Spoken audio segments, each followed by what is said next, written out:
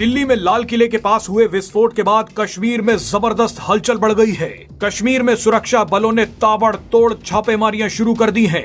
सुरक्षा बलों के जवान घरों में घुस घुस कर लोगों को दबोच रहे हैं। सोशल मीडिया पर कुछ लोगों का कहना है कि देश में अंदर ही अंदर एक बहुत बड़ी जंग की तैयारी चल रही है। ये जंग शायद शुरू होने के लिए उस दिन का इंतजार कर रही है जिस दिन कट्टरपंथी पीएम मोदी को सत्ता से हटाने में सफल हो जाते हैं। आप वैसे ही कई बार ऐसी धमकियां सुन चुके होंगे कि 15 मिनट के लिए पुलिस हटा लो, मोदी और योगी चले गए तो तुम्हें कौन बचाएगा।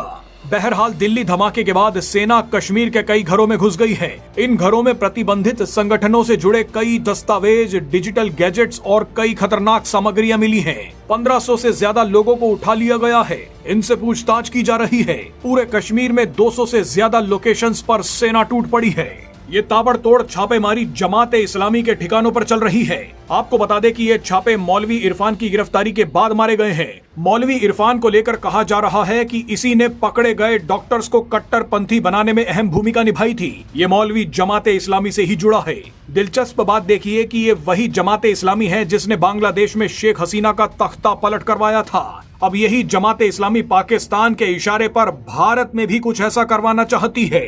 इसके निशाने पर हिंदू हैं और इसका मकसद पीएम मोदी को सत्ता से हटाना है।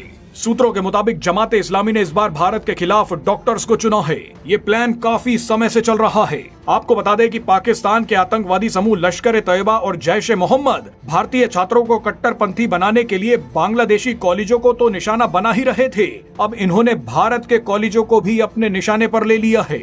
जिन यूनिवर्सिटीज में ज्यादातर कश्मीरी छात्र पढ़ रहे हैं, वो यूनिवर्सिटीज इन पाकिस्तानियों की फेवरेट बन गई हैं।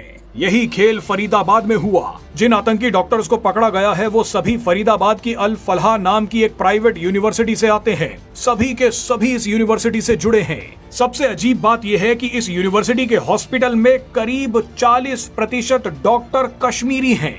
ध्यान देने वाली बात यह है कि किसी भी हॉस्पिटल में काम करने वाले डॉक्टर्स का डिस्ट्रीब्यूशन वहां के एरिया पर निर्भर करता है। जिस इलाके में हॉस्पिटल होता है, ज्यादातर प्रोफेशनल्स उसी इलाके से आते हैं। लेकिन फरीदाबाद की यूनिवर्सिटी के इस हॉस्पिटल में 40% डॉक्टर्स को कश्मीर से बुलाया गया। वही कश्मीर जहां पर जमाते इस्लामी के ठिकानों पर सेना छापेमारी कर रही है। डिफेंस एक्सपर्ट्स इस साजिश को व्हाइट कॉलर टेरर इकोसिस्टम बोल रहे हैं, जहां पढ़े लिखे लोग पाकिस्तान समर्थित हैंडलर्स के इशारे पर काम कर रहे हैं।